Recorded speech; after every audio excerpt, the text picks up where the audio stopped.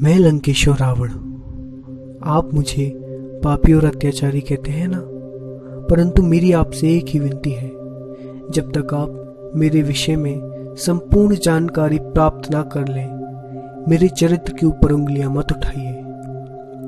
आप मेरे विषय में न जाने क्या क्या बोलते आए हैं, परंतु आज केवल मैं बोलूंगा और आप केवल सुनेंगे।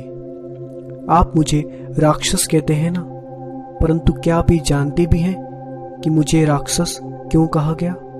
रक्ष और राक्षस, इन दोनों में कोई भी समानता नहीं है, ना ही शब्द के आधार पर और ना ही अर्थ के आधार पर। मेरी संस्कृति और सभ्यता का नाम तो रक्ष संस्कृति था, परंतु कालांतर में आते आते रक्ष शब्द का अर्थास होता गया।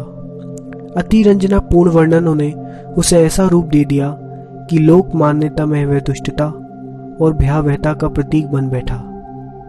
मेरा राक्षस शब्द के साथ कोई भी संबंध नहीं है। मेरी संस्कृति रक्ष संस्कृति थी और मेरा नारा व्यम रक्षाम है, अर्थात हम रक्षक हैं का था। मेरी रक्ष संस्कृति का इतिहास मैं आपको सुनाता हूं।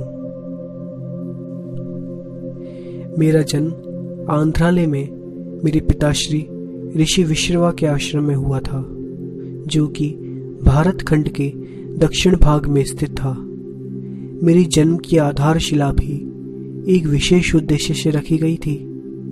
अपने कुल और जन्म के इतिहास पर मैं किसी और दिन प्रकाश डालूंगा। आज बात करूंगा मेरी महान रक्ष संस्कृति के विषय में। ये बात उन दिनों की है जब आंध्रालय से लेकर यवद्वीप, स्वर्णद्वीप, लंका, सुमात्रा आदि द्वीप समूह संश्लिष्ट थे और इन द्वीपों में नर, नाग, देव, दैत्य, दानव, असुर सभी नरवंश के जन एक साथ ही रहते थे।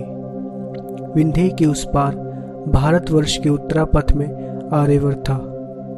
उस समय की भौगोलिक स्थिति अब से प्राय भिन्न थी। आर्यवर्त में सूर्यमंडल और चंद्रमंडल नाम से दो राज्य समूह थे। सूर्यमंडल में मानव कुल और चंद्रमंडल में इलाज से बना एलकुल राज्य करता था। उत्तरापथ से ऊपर भारतवर्ष के सीमांत पर पिशाचों, गंधर्वों, किन्नरों, देवों और असुरों के जनपद थे। एलाव्रत आदित्यों का मूल स्थान था। उनके पास काश्यप तट पर चारों ओर दूर तक असुर, गरुड़, नाग, दानव, दैत्यों के खंड राज्य थे। चंद्रपुत्र बुध और सूर्यपुत्र मनु का राजनीतिक वैमनस्य के कारण एक साथ रहना असह्य हो गया और दोनों ही एलाव्रत को त्याग भारत में आ गए। सूर्यपुत्र मनु ने सरयू तीर पर अयोध्या नगरी बसाई और चंद्रपुत्र बुध ने गंगा यमुना संगम पर प्रतिष्ठान नगरी बसाई। भारत में आकर दोनों कुलों ने वर्ण व्यवस्था और परिवार व्यवस्था प्रचलित कर आर्य नामक नवीन संस्कृति का प्रतिपादन किया। सूर्यमंडल और चंद्रमंडल का संयुक्त नाम ही आर्यवर्त था। असुरों, दानवों, दैत्यों, द्रविड़ों आदि ने वर्ण व्यवस्था और जाति व्यवस्था को अंगीकार नहीं किया तो आर्यों ने उन्हें प्रताड़ित कर दक्षिण की ओर निर्वासित कर दिया। मैं स्वयं एक आर्य पुत्र ब्राह्मण था, परंतु मेरे पिता स्वयं आर्य होते हुए भी उनकी अत्याचारी नीतियों के विरुद्ध थे। मेरी माँ दैत्य कुल से थी। मेरे मातृकुल को भी देवों और आर्यों ने मिलकर खूब प्रताड़ित किया था। मैं जब युवा हुआ और तपस्या पूर्ण कर लौट रहा था, तब भार्गव परशुराम, जो मेरे आदर्श थे और मेरे सबसे बड़े प्रशंसक भी, से मुझे ज्ञात हुआ कि महादेव ने कैलाश पर शूलगप पर्व का आयोजन किया है, जो एक विशाल सांस्कृतिक पर्व था। महादेव स्वयं भी आर्यों और अनार्यों की एकता चाहते थे। उनके आशीर्वाद से ही मैंने रक्ष संस्कृति का निर्माण किया, जिसका उद्देश्य था आर्यों और अनार्यों की एकता और उनकी हर विपदाओं से रक्षा। मेरा संकल्प था कि मैं जन जन के हृदय में विश्व बंधुत्व की भावना जागृत करूंगा। जो भी समानता और एक रूपता की नीतियों का विरोध करेगा, दशानन स्वयं उनका सामना करेगा।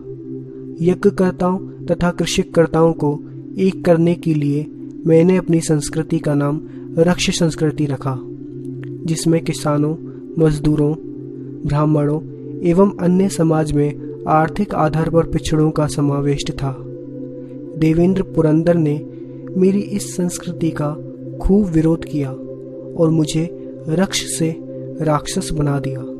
हर कोई अपने शत्रु को राक्षस ही तो कहता है।